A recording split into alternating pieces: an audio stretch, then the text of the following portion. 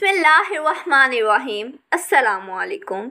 एक शादीशुदा औरत ने सुल्तान सलाहुद्दीन अय्यूबी के बेटे अल-फज़ल इब्न सलाहुद्दीन पर बदकारी का इल्ज़ाम लगाया था।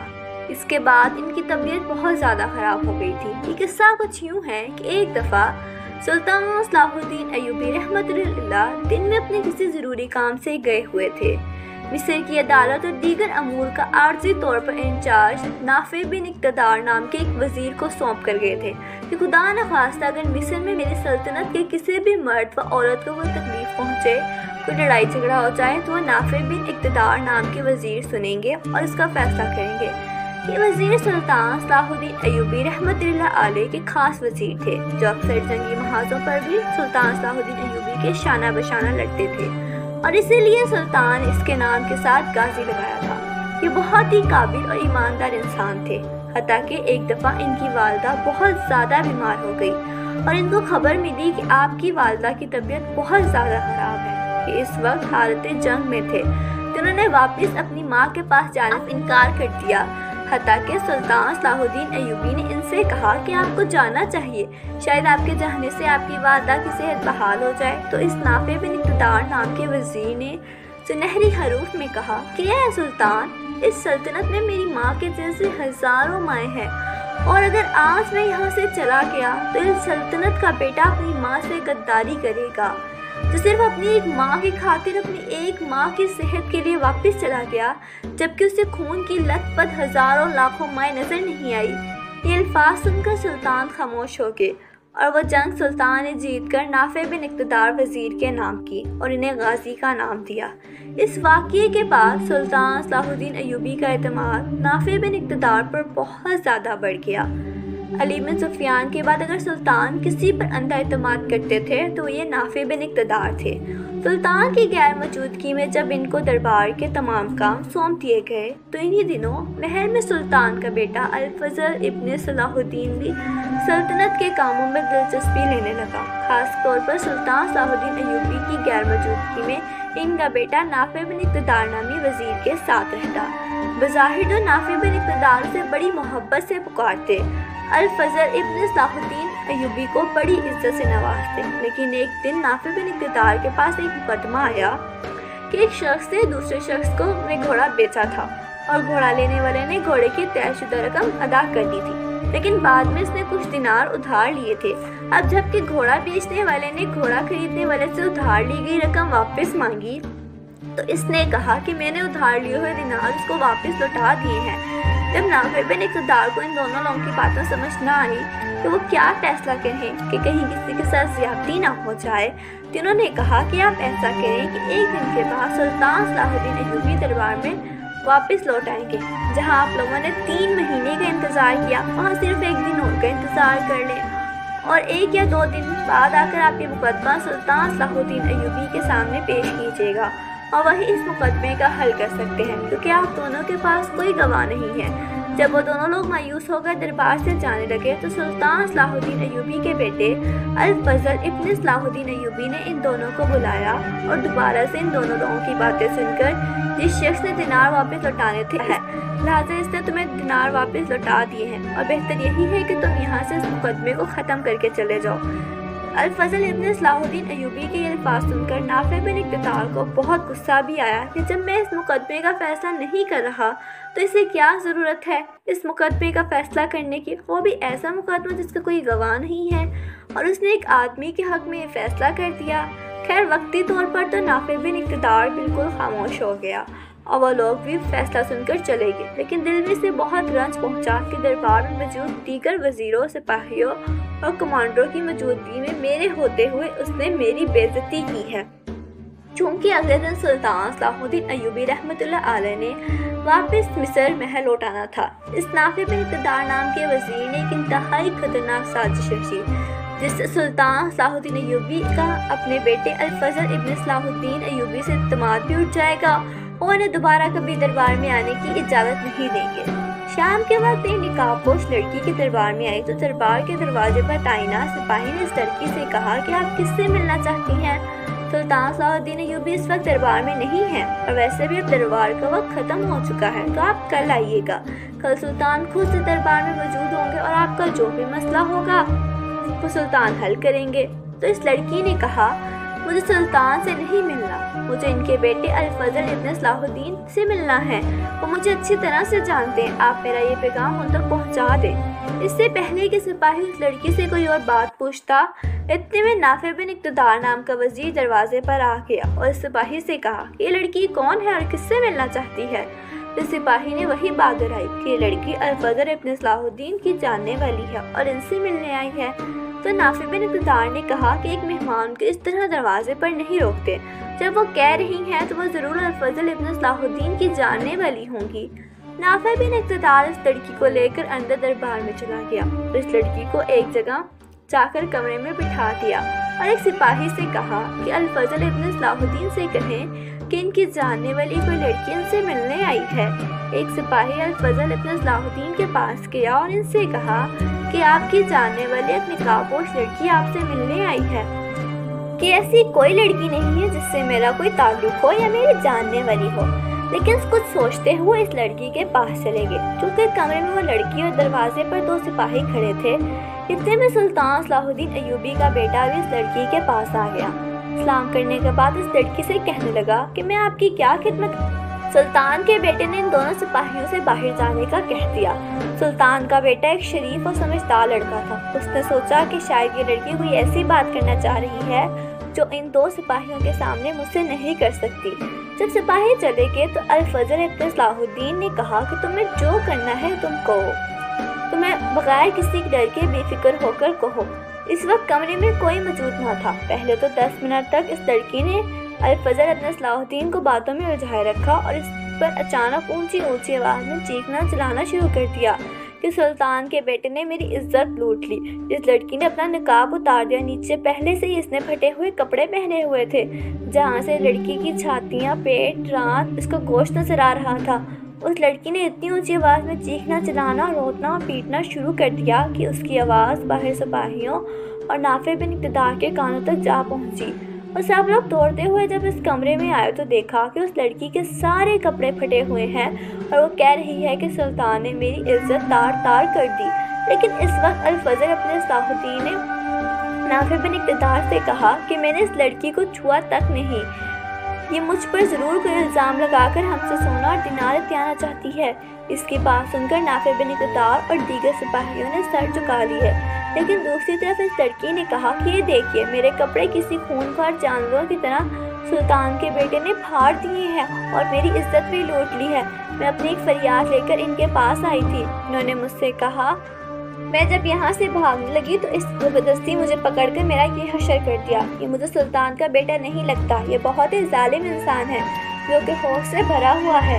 इस सारे मामले को मद्देनज़र रखते हुए नाफे बिन इक़्तिदार ने इस लड़की को तनीज़ों के पास भेज दिया और सुल्तान के बेटे से कोई बात ना की। सिर्फ ये कहा गया कि जब सुल्तान सलाहुद्दीन अय्यूबी खुद आएंगे तो इस होने वाली सारी अनहोनी का फैसला करेंगे।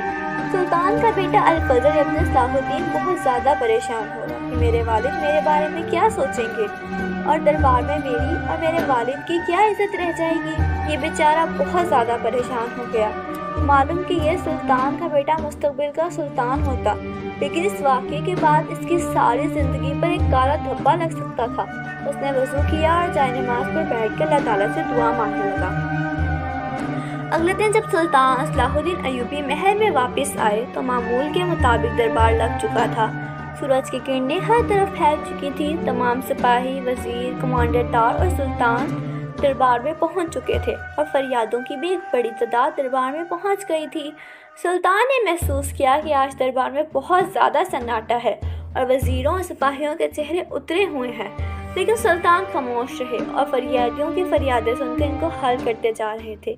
सुल्तान ने उसी नाफे बिन इक़्तिदार नामी वज़ीर को अपने पास बुलाया और कहा कि मेरी गैर मौजूदगी में क्या कुछ दरबार में हुआ था, और सर झुकाए खड़े रहे।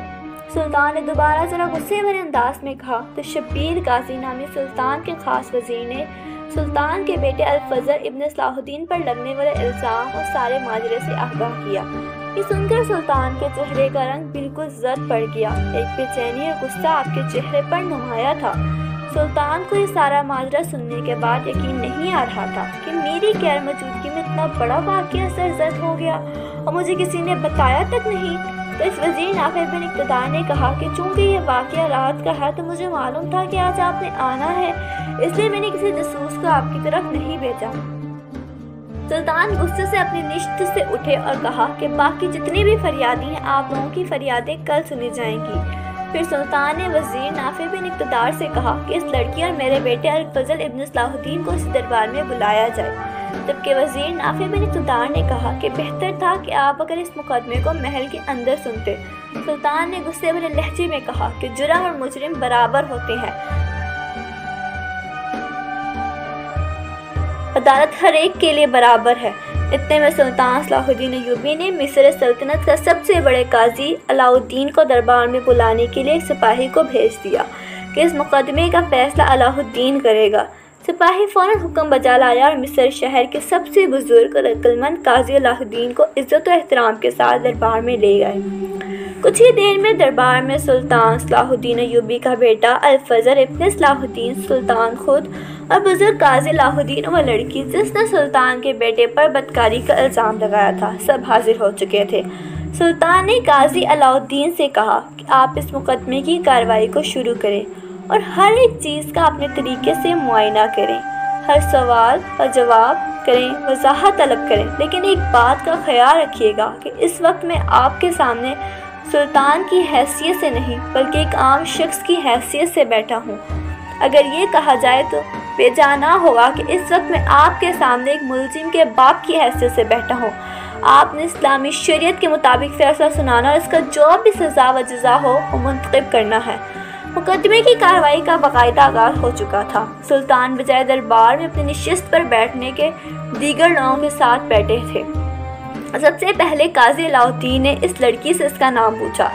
اس لڑکی نے اپنا نام سکینہ بتایا۔ کٹہرے کی ایک جانب اس لڑکی کو کھڑا کر دیا گیا اور دوسری جانب سلطان کے بیٹے کو کھڑا کر دیا گیا۔ قاضی نے پھر سلطان کے بیٹے سے پوچھا کہ کیا تم اس لڑکی کو جانتے ہو؟ سلطان کے بیٹے نے کہا کہ بالکل نہیں۔ پھر قاضی علاء الدین نے اس لڑکی سے کہا کہ تم اس لڑکے کو جانتی ہو؟ تو اس لڑکی نے کہا کہ میں زیادہ تو نہیں جانتی، لیکن کل صبح ایک گھوڑے پر سوار ہمارے قبیلے سے گزر رہے تھے، میں راستے سے جا رہی تھی تو انہوں نے مجھ سے کہا کہ میں سلطان صلاح الدین ایوبی کا بیٹا ہوں اور مجھے تم پسند آ گئی ہو۔ میں نے ان سے کہا کہ میں ایسی لڑکی نہیں ہوں اور میں آپ کے والد کے دربار کی طرف ہی جا رہی ہوں، میری ایک فریاد ہے۔ اس نے مجھ سے کہا کہ میرے والد دربار میں نہیں ہیں، تم شام کے وقت آنا، میرے والد دربار میں آ جائیں گے، اگر وہ نہ بھی ہوئے تو میں تمہاری فریاد سن کر اس کو حل کر دوں گا۔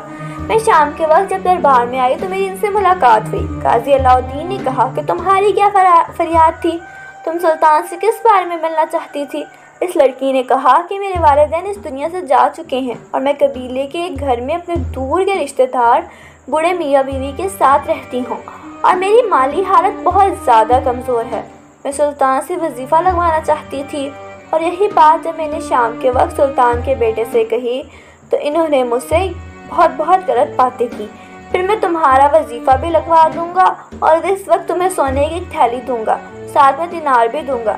جب میں نے یہ سب کرنے سے منع کیا اور بھاگنے لگی تو اس نے جلدی سے میرے برقعے کو نیچے زمین پر پھینکا اور میرے ساتھ غلط کام کرنے لگا، جس کا نتیجہ یہ تمام سپاہی اور وزیر دیکھ چکے ہیں۔ اس نے میرے سارے کپڑے پھاڑ دیے، اس نے زبردستی مجھے اپنی زیادتی کا نشانہ بنا ڈالا۔ پھر قاضی علاء الدین نے سلطان کے خاص وزیر اقتدار نافع کو بلایا اور اس سے پوچھا تو اس نے کہا کہ جب ہم اندر گئے تو اس وقت اس کا برقع زمین پر پڑا تھا اور اس کے کپڑے پھٹے ہوئے تھے۔ یہ ساری باتیں سننے کے بعد علاء الدین سر جھکا کر پریشان سے ہو گئے۔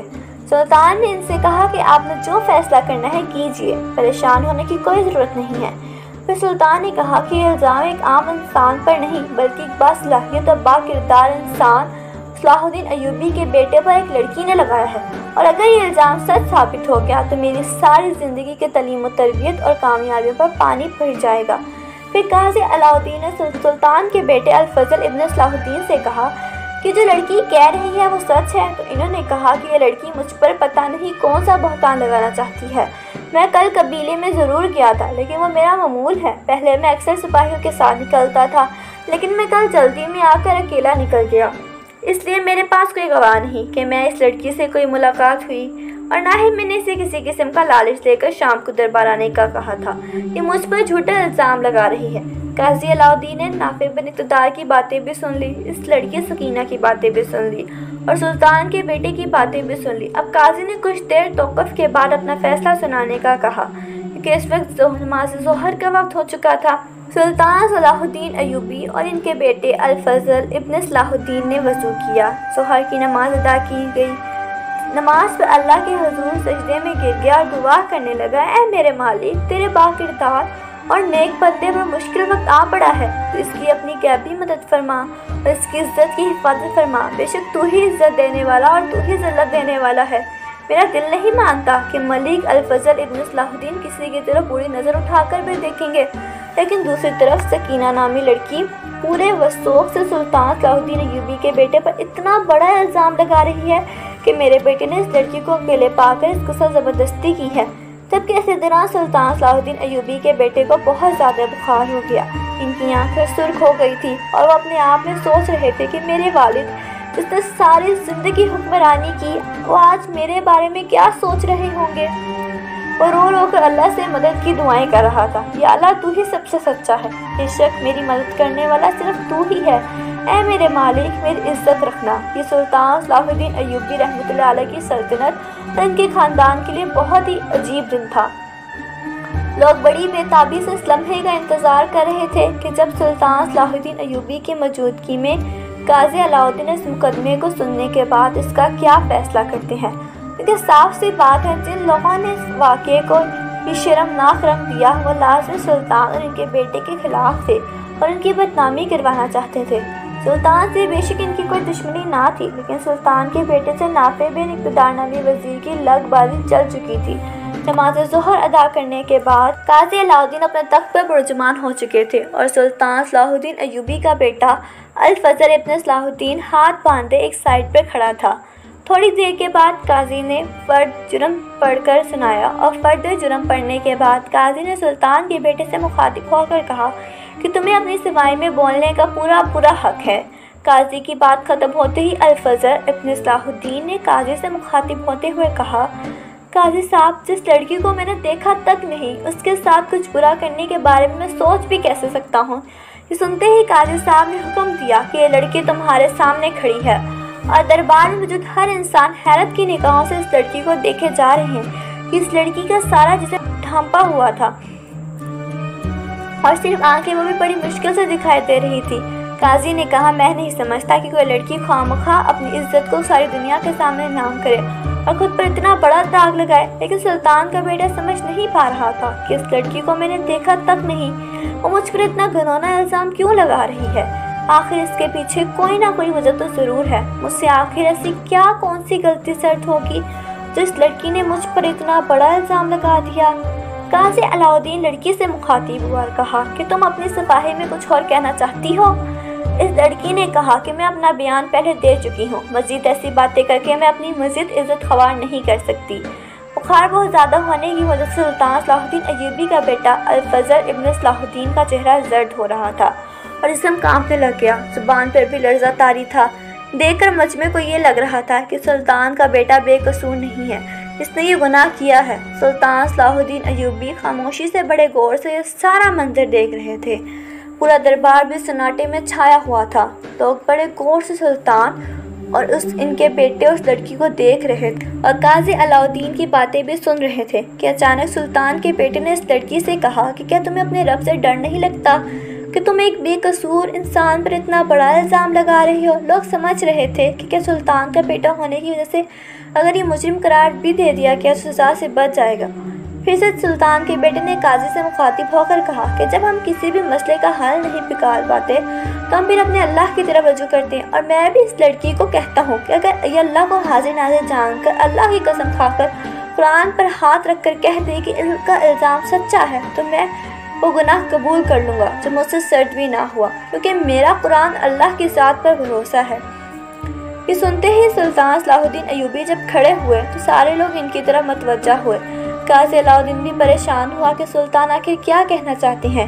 اچانک سلطان نے تمام لوگوں کو مخاطب کر کے اور قاضی کو مخاطب کیا، پھر اس لڑکی کو مخاطب کر کے کہا کہ اگر یہ میرا بیٹا واقعی گناہ کر چکا ہے تو یہ مت سمجھے گا کہ سزا سے بچ جائے گا، اس کو وہی سزا ملے گی جو میرے دربار میں آئے کسی بھی فریادی کے جرم کی ہوتی ہے، یعنی کہ اگر میرے بیٹے نے یہ جرم کیا ہے تو اس کو بھی کوڑے مارے جائیں گے، اور اگر یہ کوڑے کھانے کے دوران مر بھی گیا تو میں اس کی قبر پر باقی کے کوڑے مروا کر اسلامی طریقے سے اس کی سزا مکمل کروں گا، لہٰذا میری بس اللہ سے یہ دعا ہے کہ اللہ تعالیٰ حق پر رہنے والے کی مدد فرمائے۔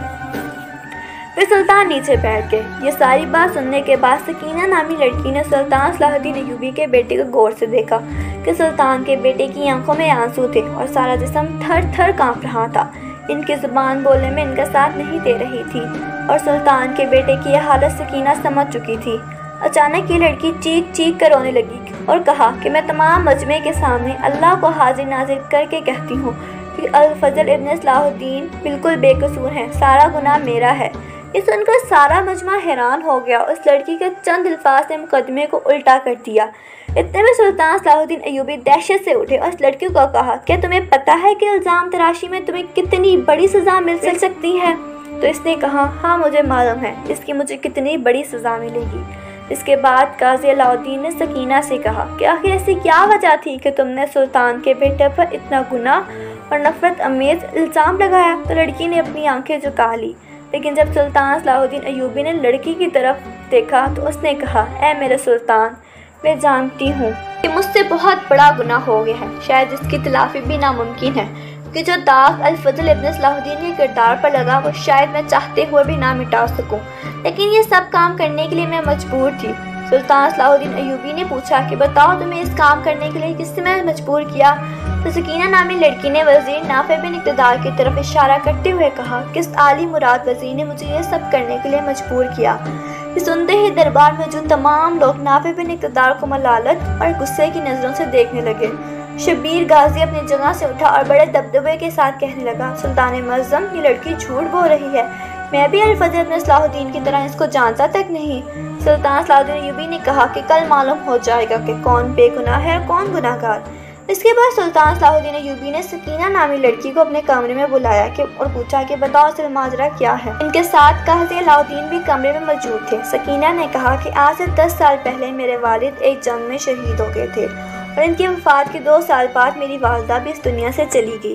اس کے بعد میں ایک قبیلے کے ایک بڑے میاں بیوی جو ہمارے دور کے رشتہ دار تھے ان کے پاس رہنے لگی۔ انہوں نے میری شادی کی تو شادی کے 4 سال بعد میرا شوہر بھی اس دنیا سے چل بسا اور میری 2 بیٹیاں بھی ہیں۔ میرے بچے اور یہ دونوں بوڑھے بزرگ 4 دنوں سے بھوک سے مر رہے تھے اور ہمارے گھر اناج کا ایک دانہ بھی نہیں تھا۔ آج سے 2 دن پہلے میں نقاب اوڑھے آپ کے دربار میں آ رہی تھی تو مجھے ایک وزیر نے کہا کہ سلطان دربار میں نہیں ہے، تمہیں کیا کہنا ہے؟ تو مجھے بتاؤ، میں تمہاری مدد کروں گا۔ میں نے اس وزیر نافع بن اقتدار کو اپنی ساری مجبوری بتائی تو اس نے کہا کہ تم میرا ایک چھوٹا سا کام کرو، میں تمہیں 10,000 دینار دوں گا اور ساتھ میں 5 بوری اناج تمہارے گھر بھجوا دوں گا۔ سنتے ہی میں لالچ میں آ گئی، کیونکہ میں نے اپنی زندگی میں کبھی بھی 1,000 دینار نہیں دیکھے تھے اور نہ ہی کبھی ہمارے گھر میں 5 اناج کی بوریاں آئی تھی۔ میں خوش تھی کہ ان دیناروں سے جن لوگوں سے میں نے قرضہ لیا ہے وہ قرضہ واپس کر دوں گی اور اپنے بوڑھے منہ والے والدین کا علاج بھی کراؤں گی۔ پھر اس وزیر نے غصے بھرے لہجے میں کہا لیکن اس بات کا کسی کو بھی علم نہیں ہونا چاہیے، اگر اس بات کا کسی کو علم ہو گیا تو میں تمہیں، تمہارے بچوں، بوڑھے بزرگوں تمہیں قتل کر دوں گا اور تمہاری لاش کتوں کو ڈال دوں گا۔ ویسے بھی مجھے اناج اور رقم کی ضرورت تھی، اس لیے میں نے اس کی بات میں ہاں ملا لی اور اس نے مجھے سارا ڈرامہ کرنے کو کہا۔ جیسے جیسے اس نے مجھے سمجھایا میں نے ہر کام ویسے کیا، لیکن جب الفضل ابن صلاح الدین نے مجھے قرآن پاک اٹھا کر، اللہ کی قسم اٹھا کر الزام لگانے کا کہا تو میرے جسم کا ذرہ ذرہ کانپ گیا اور میں اپنی موت سے ڈر کر اس لڑکی کے بات سننے کے بعد سلطان کنیز کو لے کر اس بڑے منہ بولے والدین کے گھر گئے اور جا کر حالات چیک کیے تو واقعی وہاں نہ کوئی اناج کا دانہ تھا اور نہ ہی ان کے پاس دینار تھے اور ان کے گھر میں بھوک ناس رہی تھی، حتیٰ کہ اس کی بیٹیوں کے تن پر مکمل لباس بھی نہیں تھا۔ اور بعد میں مزید سلطان اپنے جاسوسوں کے ذریعے اس لڑکی کی تمام معلومات اکٹھی کی اور نافع بن اقتدار نامی وزیر کو اور اس لڑکی کے جو بھی تعلقات تھے اس کو بھی بے نقاب کر دیا۔ ساری تحقیقات معلوم کرنے کے بعد قاضی علاء الدین اور سلطان صلاح الدین ایوبی نے اگلے دن پورے مجمع ایک جگہ اکٹھے ہونے کی دعوت دی۔ یہ دعوت اس لیے تھی کہ قاضی حقیقی مجرم کو اس کی سزا دے سکے۔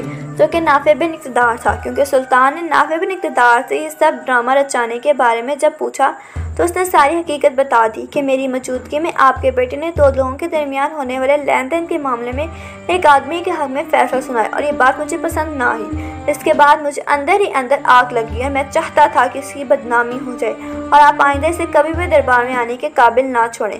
سلطان نے جب سپاہیوں کو بھیج کر ان 2 لوگوں کا جن کا سلطان کے بیٹے نے فیصلہ کیا تھا ان کو بلایا، سلطان کے بیٹے نے فیصلہ کیا تھا وہ بالکل سچ تھا۔ تو ادھار دینے والے شخص نے کہہ دیا تھا کہ میں اس سے پہلے اپنی رقم وصول کر چکا تھا، لیکن میں نے کوشش کی کہ شاید مجھے دوبارہ رقم مل جائے، کیونکہ اس وقت میرے حالات بہت تنگ تھے، اور جب میں نے اس سے ادھار مانگا تو اس نے مجھے دینے سے انکار کر دیا، اس لیے میں نے اس پر الزام لگایا کہ میرے دینار واپس نہیں کر رہا۔ ساری حقیقت جاننے کے بعد اب سلطان نافع بن اقتدار کی سزا لوگوں کے سامنے دکھانا چاہتے تھے اور بتانا چاہتے تھے کہ جو بھی جرم کرے گا چاہے وہ کوئی بھی کیوں نہ ہو اس کو سزا لازمی ملے گی۔ مقررہ دن لوگ بڑی دور دور سے نافع بن اقتدار کی حالت کو دیکھنے کے لیے آئے۔ جب نافع بن اقتدار کو میدان میں لایا گیا تو سخت زنجیروں میں جکڑا ہوا تھا۔ لوگ اس کو ملامت کی نظروں سے دیکھ رہے تھے، کوئی اسے نمک حرام بول رہا تھا۔ شریعت کے مطابق 70 کوڑے مارے گئے اور اس کے بعد سلطان صلاح الدین ایوبی نے اس کی تمام جائیداد ضبط کر لی، اسے شاہی عہدہ بھی لے لیا، اور اس کی تمام جائیداد جب اس لڑکی کو دینے کی دعوت دی گئی تو لڑکی نے لینے سے انکار کر دیا۔